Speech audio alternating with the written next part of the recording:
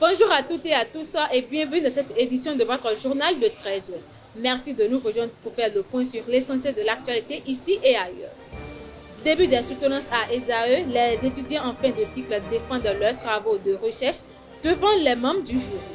À Kolwezi en RDC, l'extension des mines de cobalt pousse des milliers d'habitants à quitter leur quartier. À Bembereka, une initiative de détection de jeunes talents réunira ce vendredi deux figures du football béninois. Les précisions dans un instant.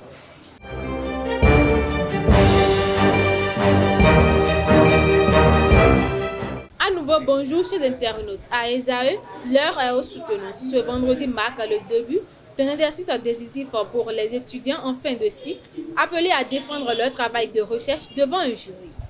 Une étape cruciale qui consacre plusieurs mois d'efforts et d'investissement académique. Reportage au micro de nos reporters.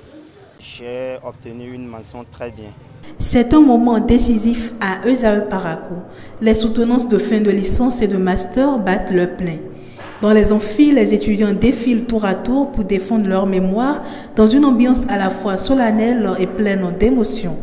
Face au jury, ils exposent leurs méthodologies, résultats et recommandations, fruits de plusieurs mois de travail rigoureux. Et pour l'expérience que nous venons de vivre et tout de suite, je pense que c'est une bonne expérience et j'envoie mes sincères remerciements au fondé de la maison pour les conditions dans lesquelles nous a organisé la soutenance. C'est le début, c'est pas la fin et je pense que je dois m'améliorer. Parce qu'il y a des suggestions qu'ils ont fait, des observations qu'ils ont fait. Je dois m'améliorer pour pouvoir mieux m'en sortir après. Dans les rangs, les familles sont présentes. Fières et souvent émues, les parents mesurent le chemin parcouru. Quand j'ai vu le thème choisi par l'enfant, j'étais très sidéré parce que quand on parle de l'entrepreneuriat, c'est un sujet d'actualité. Et quand on parle de l'insertion des jeunes, c'est un sujet qui est d'actualité, que tout gouvernant doit prendre en charge parce que insérer les jeunes dans des activités permet de réduire un peu la pauvreté. Aujourd'hui, je suis vraiment contente. Vu l'organisation aussi de la soutenance, tout a été bien organisé, tout a été parfait. Les membres du jury, tout le monde vraiment m'a impressionné par leur attitude, leur manière de poser les questions. Bon, je trouve vraiment que c'était intéressant. Les membres du jury saluent la qualité des recherches, la clarté des présentations et surtout l'engagement des étudiants dans leur projet de fin de formation. Le jury a vu que le sujet est intéressant et est d'actualité. Le jury a trouvé aussi que vous allez faire des efforts de recherche et vous allez faire une très bonne soutenance, une très bonne défense. Et le jury vous donne mention très bien. Entre stress, soulagement et espoir, ces soutenances marquent plus qu'une fin académique, elles ouvrent la voie vers de nouvelles ambitions. À ESAE, c'est l'excellence et la professionnalisation qui sont mises à l'honneur. À Kome, Grand Popo, Poyagbe, Bopa et Kwamase, l'alimentation en eau potable reste insuffisante face à une urbanisation croissante et à des infrastructures vétustes. Le gouvernement a validé la contractualisation avec une entreprise spécialisée pour réaliser les études préalables aux travaux de renforcement et d'extension des réseaux. L'objectif est d'améliorer la desserte et la qualité du service dans ces localités longtemps sous-équipées. À Godomé, un mécanicien d'une cinquantaine d'années a été arrêté en flagrant délit alors qu'il exhumait des crânes humains au cimetière de PK14. Alerté par un témoin, la police l'a interpellé avec 4 crânes dissimulés dans des sachets plastiques. L'homme est en garde à vue et une enquête est en cours pour profanation de sépulture et trafic présumé d'ossements humains.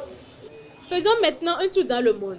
À Kolwezi, en République démocratique du Congo, l'exploitation intensive des mines de cuivre et de cobalt provoque le déplacement forcé de nombreuses familles, selon des ONG.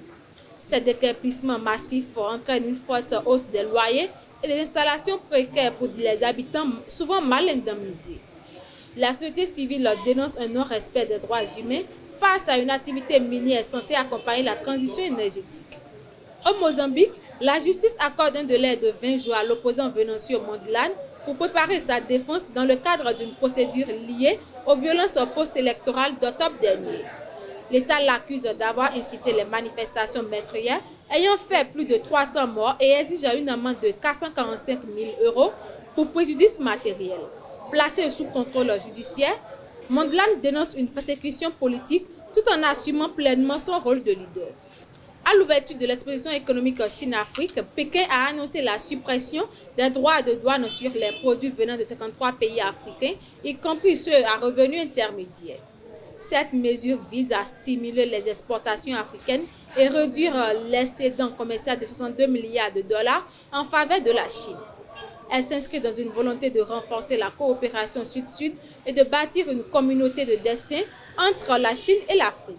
Sport pour boucler ce journal, le stade Omnisport de Bembereke accueille ce vendredi 13 juin une journée de détection de jeunes footballeurs âgés de 15 à 17 ans. L'événement, prévu de 7h à 15h, sera dirigé par l'ex-capitaine des GEPA, Oumar Chomogo et Vizir Touré.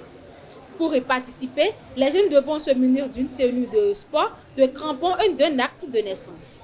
La Fédération béninoise de mini-football organise une formation à l'intention des journalistes sportifs le vendredi 20 juin prochain à son siège à Kondéou à Cotonou. Elle sera animée par 2 experts béninois et un spécialiste de la Confédération africaine de mini-football en visioconférence.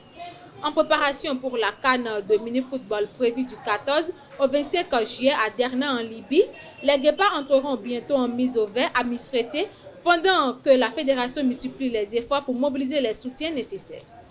En Centrafrique, 5 dirigeants de la fédération de football, dont le président Célestin Yanendi, ont été suspendus pour 6 mois. En Centrafrique, 5 dirigeants de la fédération de football, dont le président Célestin Yanendi, ont été suspendus pour 6 mois par le ministère des Sports après le boycott d'un match amical contre la Tunisie. Le ministre héritier Doneng reproche aux responsables des fautes administratives un manque de reddition de comptes tout en annonçant un audit sur la gestion financière de la fédération. Cette décision jugée illégale par la fédération relance un bras de fer nourri de soupçons d'acharnement politique. C'est la fin de ce journal. Merci de votre fidélité et à très bientôt pour un nouveau programme d'information. Excellente suite de programmes à toutes et à tous.